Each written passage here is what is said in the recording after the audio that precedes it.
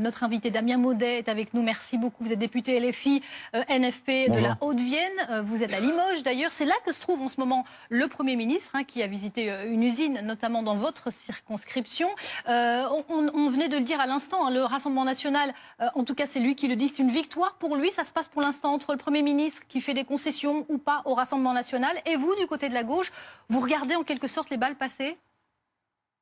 Alors déjà, oui, effectivement, Michel Barnier était aujourd'hui à Limoges pour parler industrie, réindustrialisation. En vérité, il a surtout pas parlé simplification et on n'a pas vu beaucoup de pognon ni beaucoup de conditions. Alors que dans le même temps, il y a des entreprises à Limoges comme Valeo, par exemple, qui vont supprimer un certain nombre de postes ou Legrand qui va faire de même. Et pourtant, pour Valeo, par exemple, c'est une entreprise qui a touché des millions d'euros d'aide publique et qui pourtant va pouvoir, même s'ils font des bénéfices, supprimer un certain nombre de postes. Ça, c'était pour la partie plus industrie. Maintenant, sur ce que fait Michel Barnier avec le Rassemblement national, et si nous on regarde les balles passer, moi je crois pas. Je pense que par exemple, quand on parle de la taxe sur l'électricité, c'est notamment nous qui avons réussi à faire supprimer cette taxe aujourd'hui sur l'électricité. Il y a un certain nombre de victoires qu'on a obtenues au Parlement également, et donc Michel Barnier dit que maintenant il les écoute. Là où Michel Barnier, par contre, effectivement, est dans la séduction avec le Rassemblement national, c'est quand il va sur des terrains comme l'aide médicale d'État, alors que c'était pas du tout prévu d'aller essayer de taper l'aide médicale d'État, alors qu'en fait ça ne rapportera rien de la toucher, voire ça nous mettra en danger au niveau de la santé publique. Donc effectivement, on a Michel Barnier qui aujourd'hui court après le Rassemblement national. Maintenant, on peut se poser aussi la question au Rassemblement national. Est-ce que c'est un parti d'opposition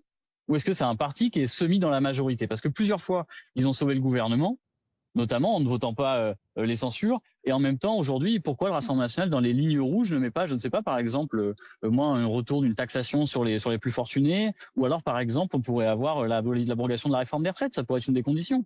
Damien Maudet, vous évoquiez. Mais non, on voit bien que c'est pas ça qu'ils font. Vous évoquiez les mains tendues, selon vous, donc en tous les cas au Rassemblement national, par le gouvernement Barnier. On va écouter justement ce qu'a dit Bruno Retailleau en déplacement dans le Pas-de-Calais. Il a évoqué cette question du délit de séjour irrégulier. Il veut qu'on le rétablisse. Écoutez. Il faut rétablir ce que François Hollande avait supprimé en 2012, c'est-à-dire le délit de séjour irrégulier. Parce que ça nous donnera des pouvoirs d'enquête qui permettront, par exemple, quand on a les téléphones portables, de procéder à l'identification, qui permettront surtout aussi de lutter beaucoup plus efficacement contre les filières illégales.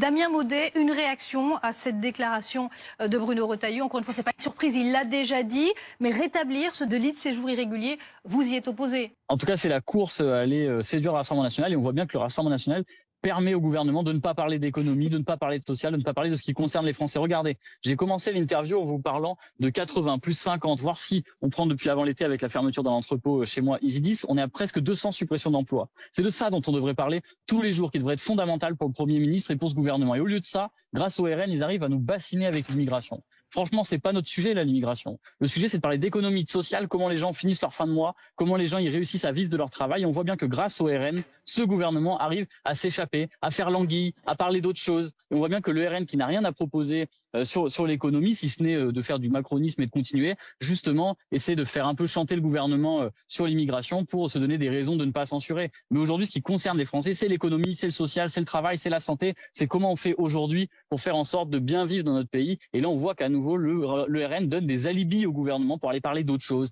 d'immigration. Franchement, c'est pas notre sujet, l'immigration. L'hiver arrive, le chauffage va coûter toujours plus cher. C'est ça qui devrait inquiéter le gouvernement et pas de savoir s'il faut aller encore taper sur 2 ou 3 étrangers.